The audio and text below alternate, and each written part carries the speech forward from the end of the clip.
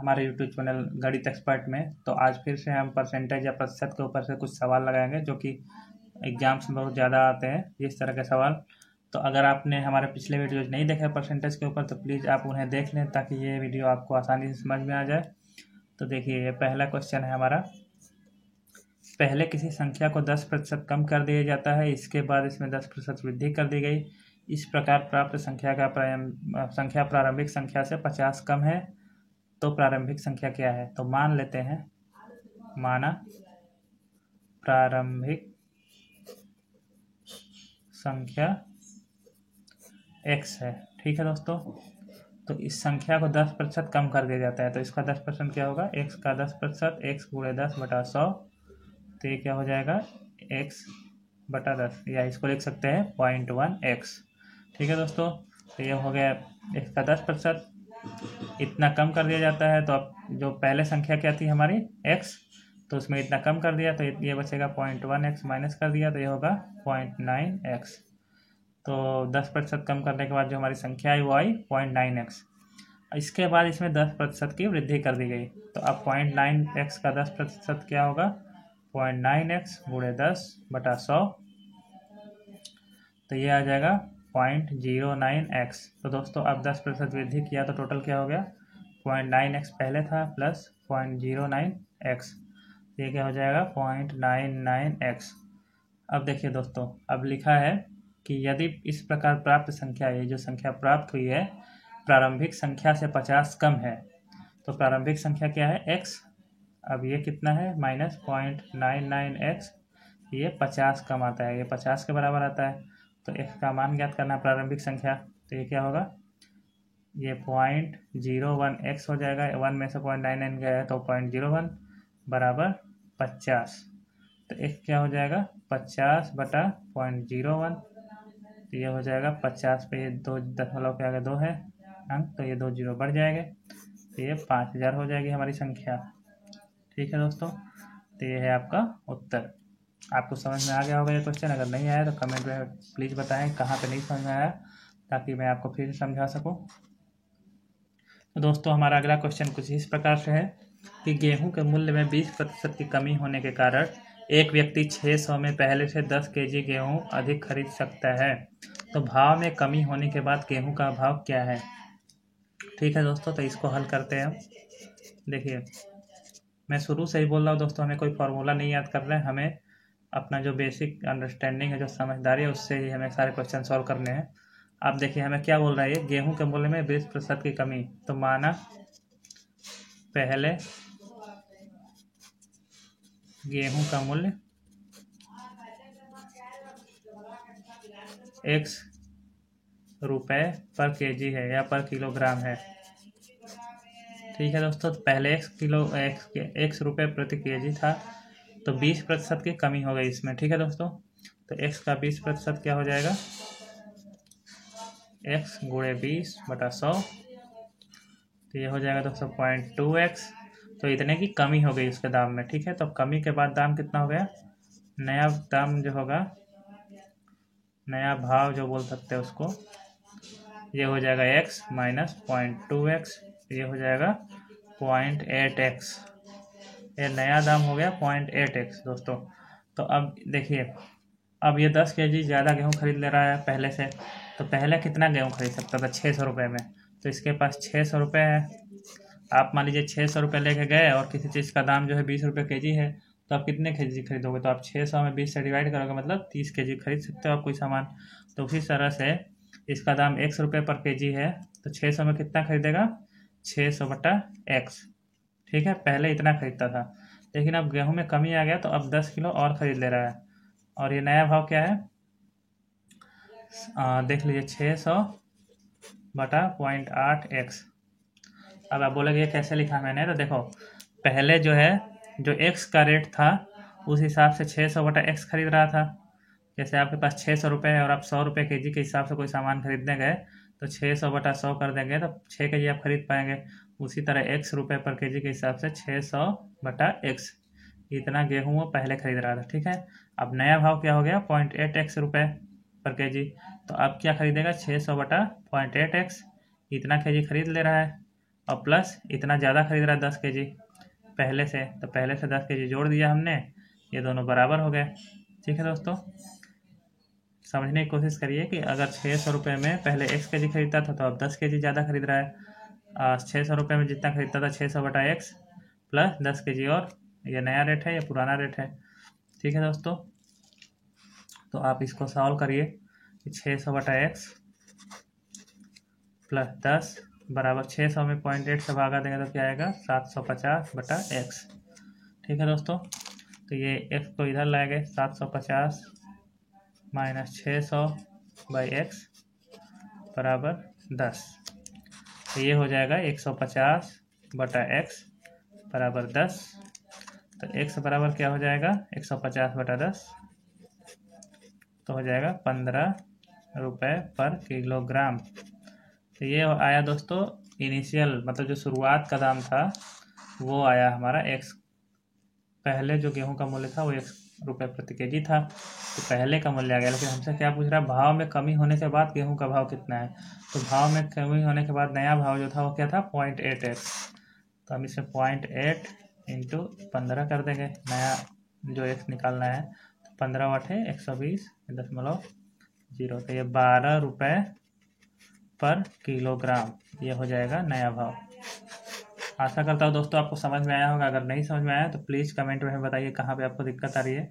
यहाँ पे थोड़ा आपको समझना है इक्वेशन बनाते समय कि जो 600 रुपये में वो कितना गेहूँ खरीदेगा, 600 रुपये उसका रेट जो है, भाव है जो x, और अब नया रेट से क्या खरीदेगा 600/0.8x, ये नया रेट है, नया रेट है, और ये इसके पास पैसा उतना ही है 600, पहले भी 600 पुराना रेट बटा ये नया रेट। अब 10 kg ज़्यादा खरीद पा रहा है पहले से, तो इसमें 10 जोड़ दिया हमने। इस इक्वेशन को सॉल्व करेंगे समीकरण को, तो हमारे पास आ जाएगा 15 जो पुराना रेट था, अब नया रेट जो है 0.8 इंटू x था, तो वो हो गया 0.8 से गुणा कर दिया 15 में, तो ये हो गया 12 रुपये पर किलोग्राम। ठीक है दोस्तों, अब बढ़ते हैं अगले क्वेश्चन की तरफ। दोस्तों हमारा अगला क्वेश्चन कुछ इस प्रकार से है, एक चुनाव में 2 उम्मीदवार थे। ठीक है, एक उम्मीदवार को 30% मत मिले और उसको 30% मत मिलने के बाद वह 16,000 मतों से हार गया। ठीक है, तो चुनाव में कुल कितने मत पड़े। ठीक है दोस्तों, तो इसको कैसे सॉल्व करेंगे, देखिए 2 उम्मीदवार थे, तो दोनों को मिला के कितने 100% जितने भी वोट पड़ेंगे वो 100% हो जाएंगे। 2 उम्मीदवार हैं, अगर कभी भी आपको दिया तो टोटल 100% हो जाएगा। दूसरे को कितना मिला वोट, दूसरे को कितने मत मिले, ये 100 में से घटा देगा इसका, 100 में से 30 घटा दिया इसका 30%, तो उसको मिले 70%। तो दूसरे को पहले से कितना ज़्यादा मिला,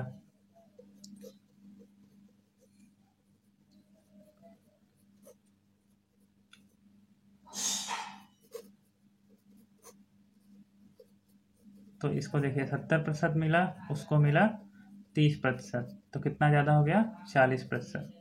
अब मान लीजिए, माना कुल मत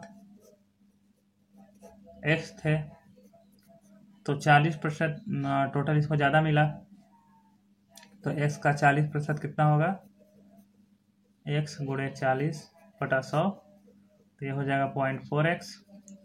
अब देखिए इतना वोट जो है या मत जो है ज़्यादा मिला दूसरे वाले को, तो ये कितना, और ये पहला वाला इतने मतों से हार गया, ये इतने मतों से हारा, मतलब दूसरा वाला इतने मतों से जीत गया। तो इतना वोट ज़्यादा मिला तो उतने ही मत से जीतेगा ना वो, तो ये 16,000 जो है 0.4x जो है ये हो जाएगा 16,000 के बराबर। ठीक है, तो x क्या होगा 16,000 बटा 0.4, तो यह हो जाएगा 4 चौके 16 और ये 40,000। अब भागा देंगे तो जो दूसरे को जो टोटल मत थे, कुल मत थे, वो आ जाएंगे 40,000। तो दोस्तों ये है हमारा अगला क्वेश्चन, तुलसीराम का वेतन कश्यप के वेतन से 20% अधिक है। यदि तुलसीराम की बचत रुपये 720 है जो उसके वेतन का 4% है, तो कश्यप का वेतन कितना होगा। तो इसको कैसे सॉल्व करेंगे दोस्तों, देखिए मान लीजिए कि कश्यप का वेतन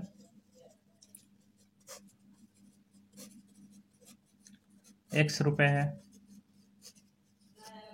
ठीक है, तो तुलसीराम का वेतन कश्यप के वेतन से 20% अधिक है। तुलसीराम का वेतन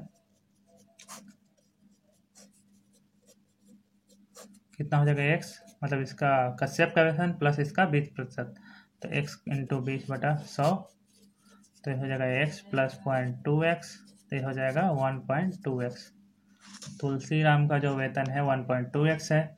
यदि तुलसीराम की बचत जो है 720 है, जो कि उसके वेतन का 4% है, तो 1.2x का 720 जो है 4%, 720 है। ये 4% बचत करता है, जो कि इसके वेतन का 720 है। 4% बचत करता है अपने वेतन का, जो कि 720 रुपये के बराबर है। तो इसका वेतन कितना था 1.2x, इसका 4% जो है 720 के बराबर होना चाहिए। तो 1.2x गुणे 4/100 बराबर हो जाएगा 720। तो क्या हो जाएगा, ये गुणा करेंगे तो 1.2x बराबर जो है ये 25 हो जाएगा। 4 से भागा देंगे 100 में, तो 1.2x बराबर 720 गुणे 25। तो x बराबर क्या हो जाएगा 720 गुणे 25 बटा 1/2। ये 12 छक्का 72, ये 600 हो जाएगा। ये 25 छक्का 150 और ये 2 जीरो, तो ये हो गया 15,000। तो 15,000 जो है कश्यप का वेतन नेक्स्ट माना था, और हमें निकालना भी है कश्यप का वेतन ही। तो इसकी वैल्यू 15,000 है, इसलिए कश्यप का वेतन 15,000 होगा।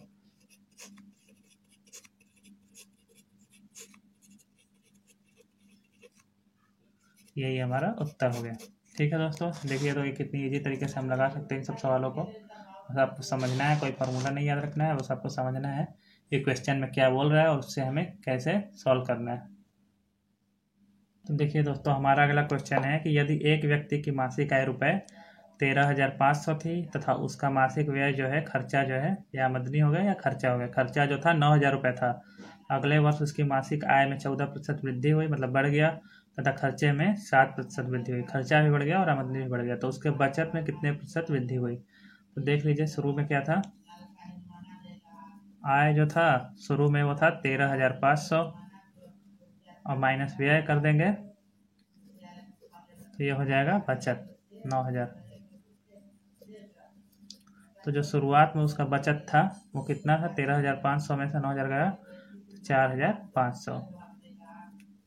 ठीक है दोस्तों, अब देखिए नया जो आय है वो बढ़ जाएगा कितना, 14%।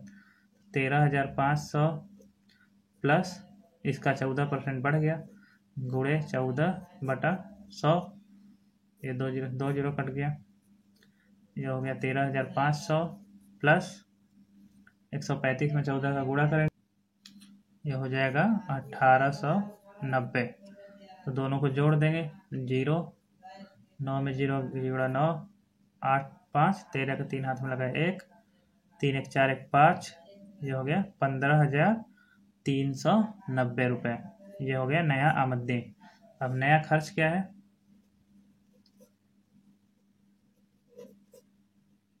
ये हो गया नया आय 15,390। नया खर्चा क्या है, इसमें जो है 7% की वृद्धि होगी। पहले था 9,000 प्लस 7,000 की वृद्धि हुई, तो 9,000 का 7% जोड़ देंगे इसमें।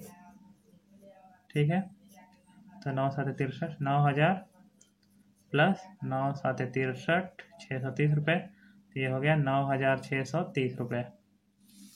तो नया बचत जो होगा बराबर नया आय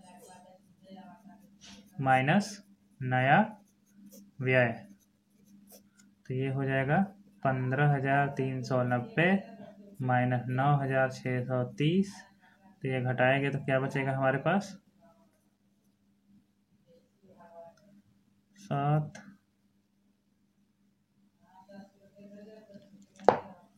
5,760। ठीक है, हमारा पुराना बचत निकल गया 4,500, नया बचत हो गया 5,760। तो बचत में कितने प्रतिशत वृद्धि हो गई, तो बचत में वृद्धि बराबर हो जाएगा नया बचत। ये किसके रिस्पेक्ट में निकालना है, पुराने बचत के रिस्पेक्ट में, तो नया बचत माइनस पुराना बचत बटा पुराना बचत, जिसके रिस्पेक्ट में निकालना और जिसके सापेक्ष में उसको नीचे लिखते हैं, पुराना बचत गुणे 100। इसको आप सॉल्व करेंगे, वैल्यू का मान रख लीजिए। नया बचत कितना है 5760 माइनस पुराना बचत कितना है 4500 बटा 4500 गुणे 100। ठीक है, तो आप इसको घटा दीजिए, ये 1260 बटा 45 हो जाएगा। इसको डिवाइड करेंगे तो ये हो जाएगा 28। तो बचत में वृद्धि